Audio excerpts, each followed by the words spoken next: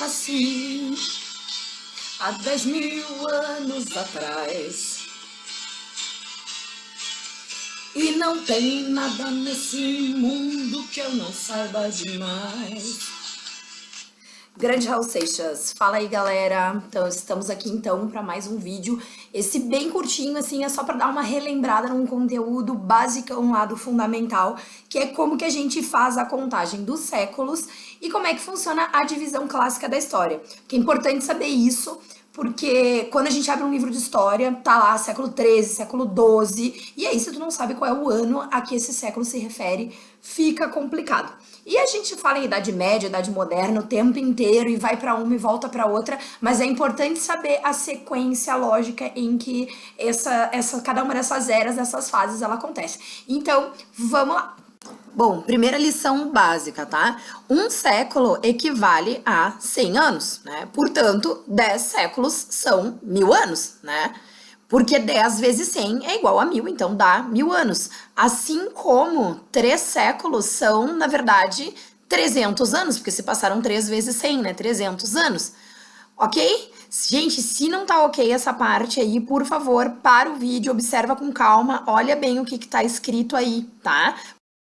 Bom, os historiadores, eles utilizam o calendário cristão, tá? Então, isso significa que a nossa base de referência é o nascimento de Jesus Cristo, tá? A gente entende que quando Jesus nasce é o ano 1. Então, tudo que vem antes do nascimento dele é antes de Cristo, o que vem depois é depois de Cristo.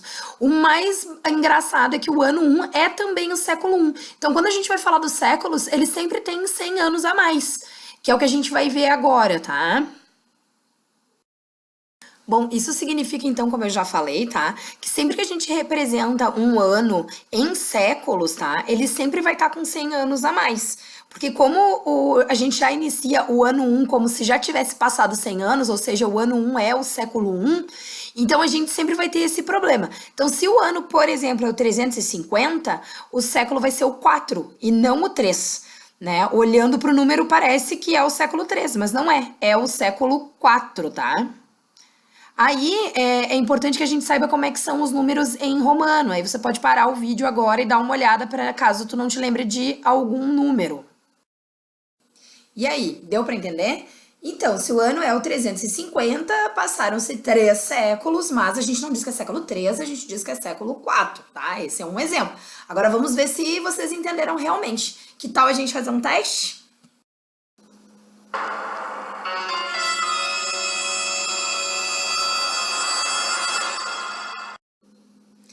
Buenas, se tu respondeu século 6, então tu entendeu bem a matéria. Parabéns. Vamos mais uma?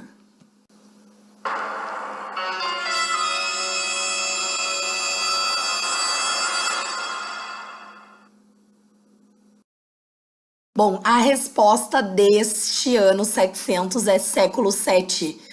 Bom, mas aí agora eu confundi a cabeça de vocês, né? Peraí que eu vou explicar. Bom, essa foi uma pegadinha, tá? Porque assim, ó, tem uma explicação. Como a contagem dos séculos, ela começa ali o século 1 no ano 1, então a gente sempre precisa que tenha o ano 1 para virar o século. O ano de 700 não é o 701 ainda, só quando chegasse no 701 que viraria século 8, porque a contagem arranca no século 1 e não no ano 1 e não no ano 0.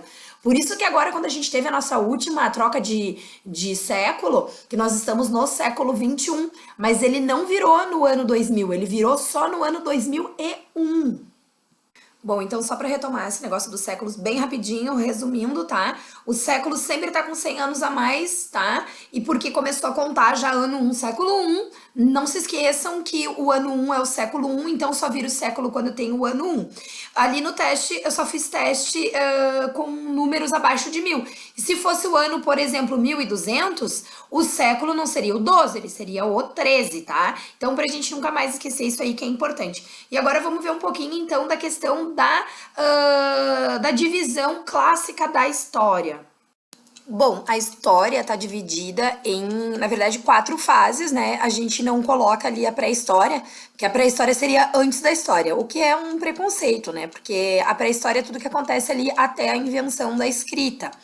Bueno, aí depois da pré-história começa o que a gente chama de a Idade Antiga, que vai até a queda do Império Romano do Ocidente, e é aquela fase que tem os primeiros impérios, os primeiros reinos, e é a fase da Grécia Antiga, da Roma Antiga, né? Enfim, depois a gente tem a Idade Média, que começa ali no século V, e ela vai até a queda do Império Bizantino, tá? Na Idade Média é a época que a Europa tá totalmente desorganizada e a Igreja Católica tá muito fortalecida, né? Surge a nobreza por títulos, né? E as pessoas elas vivem ou em castelos ou na volta dos castelos ali, porque é um período de muitas guerras, de muitos ataques.